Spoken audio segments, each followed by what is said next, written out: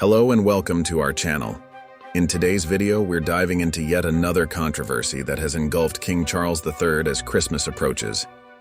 This time, it's not just about royal duties, but about what's being described as a misstep in terms of public relations and financial transparency.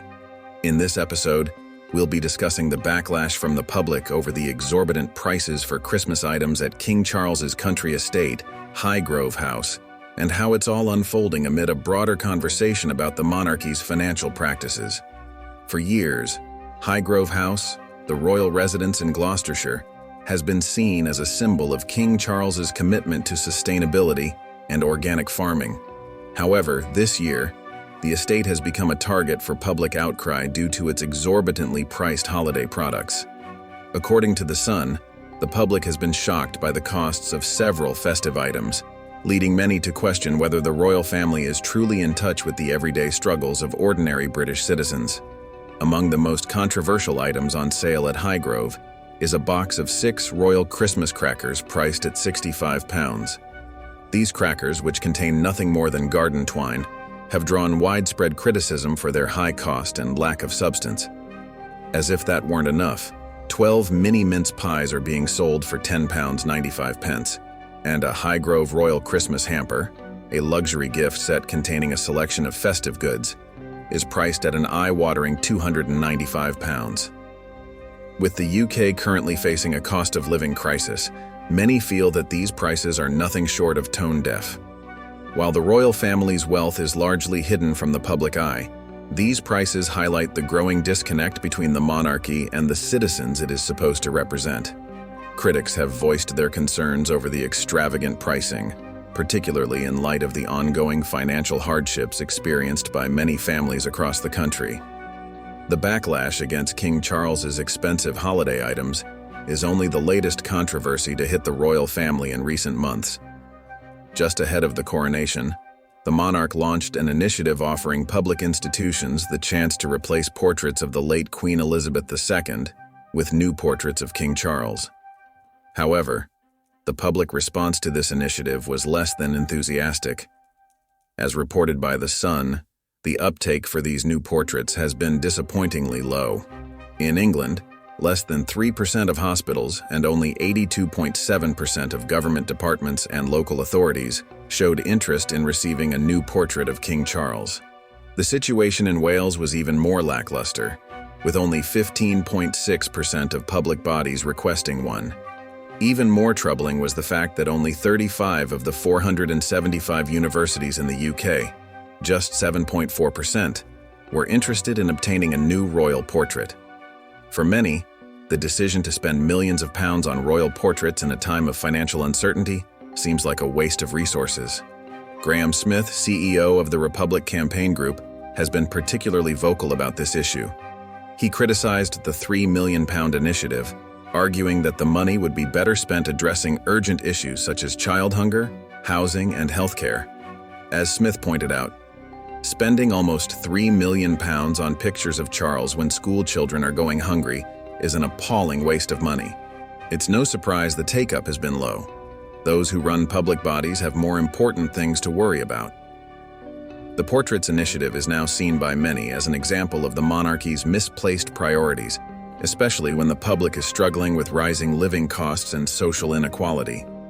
This portrait initiative, coupled with the high prices of Christmas goods at Highgrove, has reignited a long-standing debate about the transparency of royal finances. While the monarchy is an institution that receives funding from the public, much of its wealth comes from private sources, including royal estates such as the Duchy of Cornwall, which King Charles managed until his ascension to the throne. The revenue from these estates is largely private, and the royal family has been criticized for the lack of transparency regarding how this money is spent. In the documentary, The King, the Prince, and Their Secret Millions, an investigation into the royal family's wealth revealed that the monarchy's private income is significantly larger than most people realize. It also revealed that much of this wealth is derived from exploiting the public sector.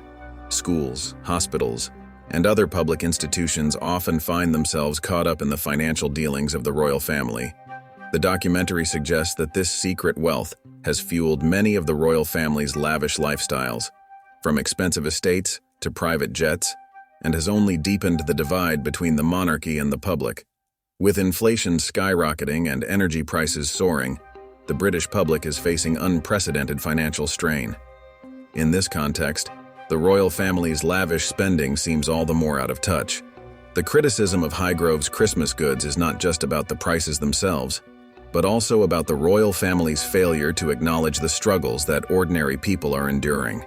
In times of economic hardship, public opinion about the monarchy has been sharply divided. Some view the royal family as a symbol of national unity and continuity, while others feel that the monarchy represents a relic of the past, disconnected from the lives of modern citizens. King Charles, in particular, is under increasing pressure to modernize the monarchy and make it more relevant to contemporary Britain. As many citizens are forced to make difficult choices between heating their homes and buying food, the royal family's continued emphasis on luxury goods and opulent living feels like a reminder of the growing inequality in society. In a world where many people are struggling to get by, the royal family's focus on extravagant holiday gifts and portraits of King Charles seems out of place. At present, the royal family has not publicly responded to the criticism surrounding the Christmas goods from Highgrove House or the public backlash against the portrait initiative. However, the growing discontent is hard to ignore. As the cost of living crisis deepens, it seems likely that the monarchy will have to address these concerns more directly if it hopes to maintain its relevance in the 21st century. The monarchy has long been an institution that represents continuity, tradition, and national unity. But these qualities may no longer be enough to justify its continued existence if the royal family fails to demonstrate empathy for the financial struggles of its people. King Charles and his family may need to adopt a more modern approach, one that is more transparent, relatable, and in tune with the concerns of ordinary citizens. As we move into a new year, the monarchy faces an uncertain future. Will King Charles be able to restore public faith in the royal family? Or will the growing scandals and criticism continue to erode the monarchy's credibility? Only time will tell. However, it's clear that the royal family will need to adapt to changing times if it hopes to remain relevant in an era that increasingly values transparency, empathy, and social responsibility. The challenges facing King Charles and his heirs are immense, and the royal family will need to take bold steps to navigate the shifting dynamics of modern Britain. If they fail to do so, the monarchy may risk becoming an anachronism, an institution that no longer reflects the values of the society it is meant to serve. We'd love to hear your thoughts on this controversy. Let us know in the comments below what you think about King Charles's latest moves and the public reaction. Don't forget to subscribe to our channel and hit the like button to stay updated on all the latest royal news and controversies. Thanks for watching, and we look forward to bringing you more updates soon.